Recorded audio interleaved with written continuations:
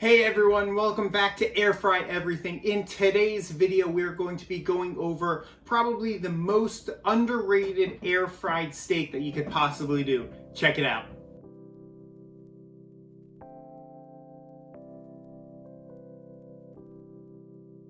Alright, so the other day in a Facebook group I was in, they asked about a certain cut of steak in an air fryer, if you could do it, how to do it. And so I want to make a video and kind of go over what to do and what that steak is. So what that steak is a chuck roast.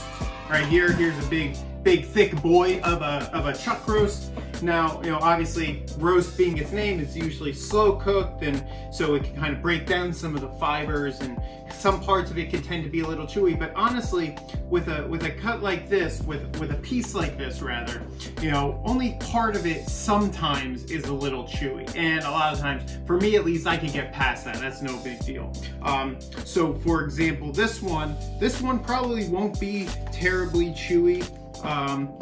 This side might be, and the reason why I know that is because I can see some striations in the muscle, and what that is just kind of these lines. So if you've ever seen like a bodybuilder or something, like in their shoulders, and you see the lines of their muscle, those are striations. So that when you see that tends to mean it's going to be a little bit chewier. But really, for the most part, this is an amazing piece, probably my favorite piece and cut of meat that there is, especially for the cost. It's very affordable. And so what I'll do today with my the air fryer, it's not going to be a crazy video or extensive, but it's going to show you exactly how I prepare this. So let's get going.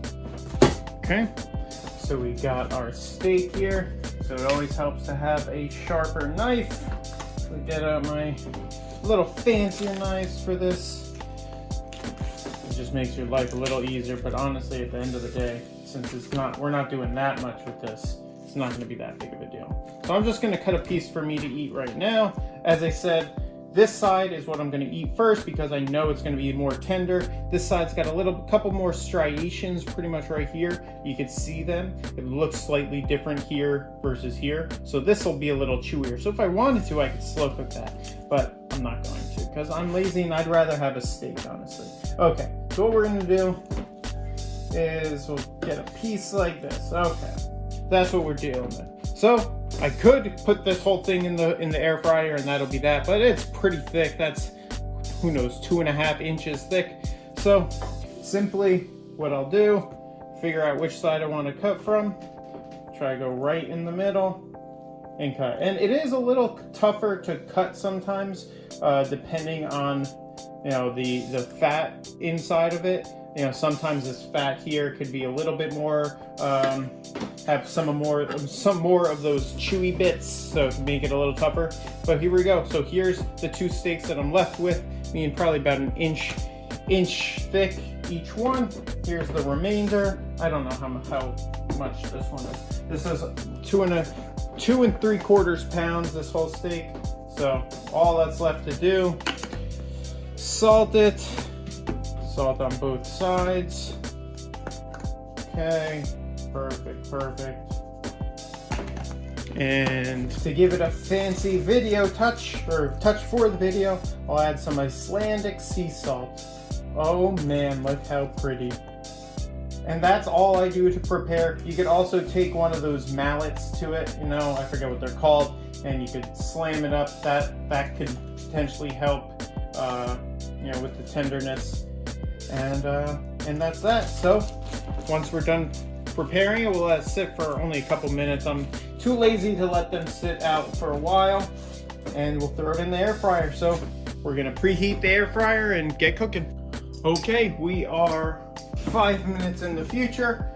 Preheated this 400 degrees for 5 minutes. Now throw these steaks on in here. They're a hair thicker, but I like my steaks medium rare, so I'm gonna cook it 400 for 6 minutes. And what I'll do is I use this meat thermometer, when I cook for other people, really, not myself. I don't care that much. So just to give you guys and show you what it'll come out at 6 minutes, I'll use this just to show you. Probably, my guess, let's make a guess. 110 will be my guess. Just finished up, time to check the temperature.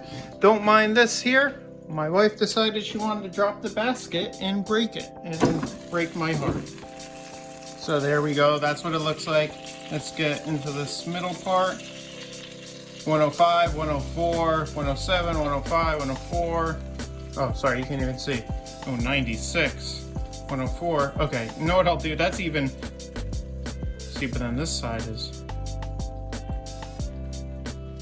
So, some little differences in how it's cooked. I guess this side, oh, sorry, you still can't see.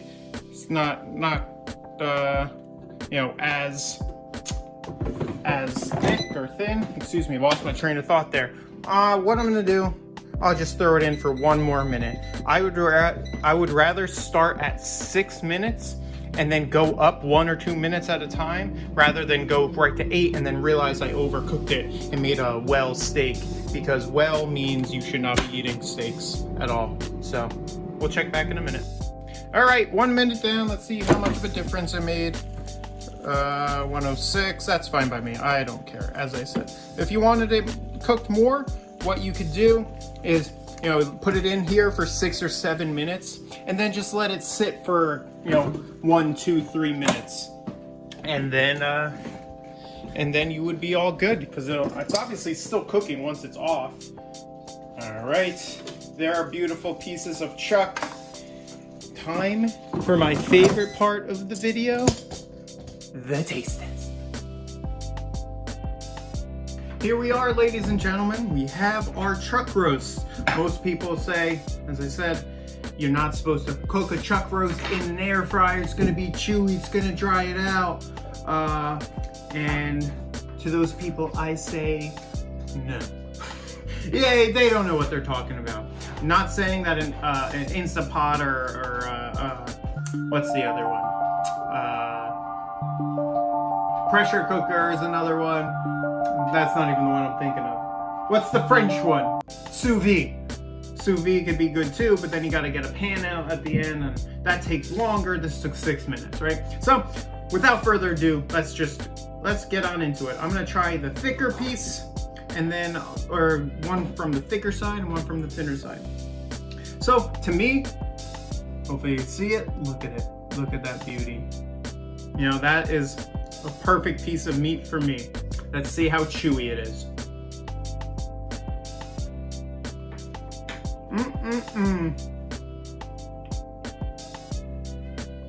Now, let me say this. It's not the most tender piece of steak, right? Like, it's not like a fillet where you just, it's soft and smooth, or like a, you know, Wagyu or something like that.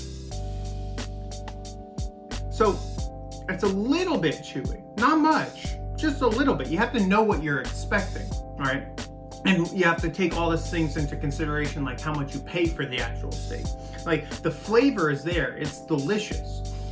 This was $3.99 a pound. This is COVID in August. You know, before COVID and everything was happening, I was able to get these for $2.99 a pound every once in a while.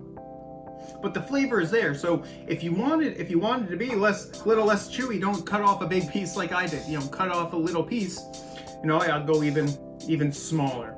A little piece like that, and then you don't even notice it, and it's full of flavor, right? So